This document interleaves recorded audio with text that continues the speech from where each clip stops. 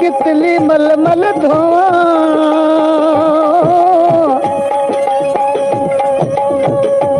चोली मेली साबन थोला में कितली मलमल धोआ सीने अंदर दाग राजन दा जिमें देखा थी रोआ अदा साईं राजन बादशाह तख्त हज़ार जो मालिक सुते सुते ख्वाब में हीर जी तस्वीर ॾिसी आधी अधु रात उथी चढ़ियो दीवानो थी पुछण लॻो त मूंखे हीर जो ॾस ॾियो जोगी गॾिया चयूं अदा ही त वॾो सफ़र आहे 6 महीना असां सां गॾु रहो मुरली सिख तंहिंखां पोइ तूं हीर जो दीदार करे सघीं थो 6 महीना जोगियुनि सां गॾु रही पियो आहे मुरली सिखी आख़िरकार हीर जे मोले अची पहुतो दर्द ऐं फिराक मां मुरलीश वॼाइण शुरू कयाई हीर सुती सुती जागी बानी खे चई बानी वञी ॾिस केरु फ़क़ीर आहे एॾे अंदाज़ सां मुरली वॼाई आहे मुंहिंजो आराम सुख फिटी वियो आहे ख़ैरात ॾेई फ़क़ीर खे रवानो कर ख़ैरात खणी आई आहे त हसीन फ़क़ीर ॾिसी ऐं फ़क़ीर ख़ैरात वटि ऐं बानी तुंहिंजी हीर खे चओ त पंहिंजे हथ सां फ़क़ीर चए थो मूंखे ख़ैरात ॾे हीर खे ॿुधाया हीर मोचन जो थाल भरे आया फ़क़ीर ख़ैरात वटि ऐं ॾिसण सां अख सां मिली वई राजन बादशाह खे चए पई तूं मुंहिंजा बाग मुंहिंजे बाबे जो लखी हुन में वेह को बहानो कदे घुराए वठां थी अरे छुरी खणी पंहिंजी बाह मां ॿोटी कढे ऐं फ़रियाद करण लॻी त बाबा मूंखे नांग खाई वियो आहे यकदम उतां खां झाड़ो आण हिन कलाम लाइ दोस्तनि फरमाइश कयो जा ही न आहिनि ॻोठ मिस्री शाह खां मतारो शाह ॻोठ मुरीद जी ढाणी खां जलालुद्दीन खाजकेली मोहम्मद असलम ऐं मीर खान ऐं मोहम्मद अली ऐं हीअ छा पियो चए ओ ये घिण तुसां आणो था कुझ भला को समीरा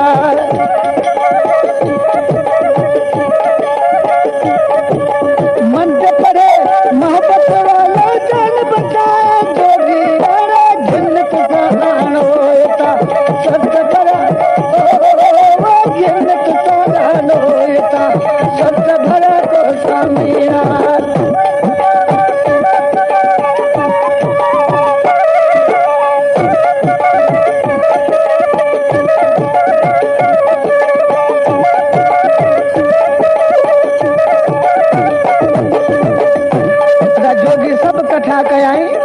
मना सूर न जोगन खा लही सके ही छा चए पई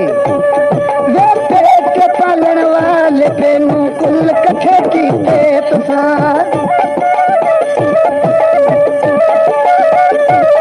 वो पेट पालण वाले पेनू कुल कठे कीते तुसां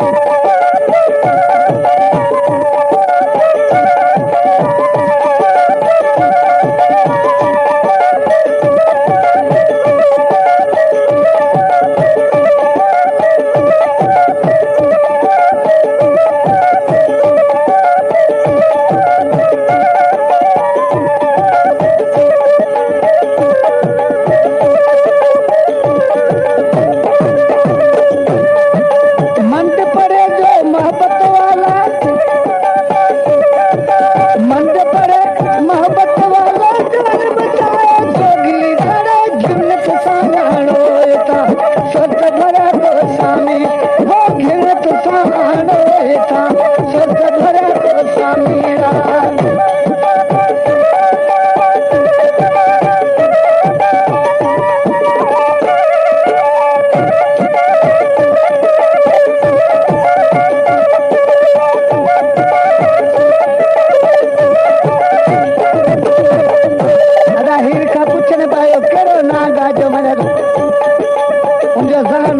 चे भई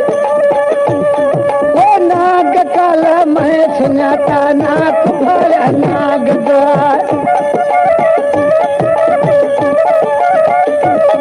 ओ नाग काल मैं सुञाता नाक भरिया नाग द्वार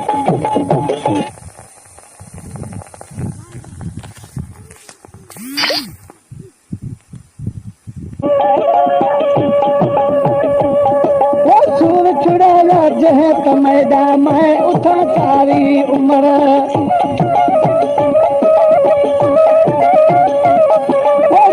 छुड़ाया जह मैदा मैं उठा सारी उम्र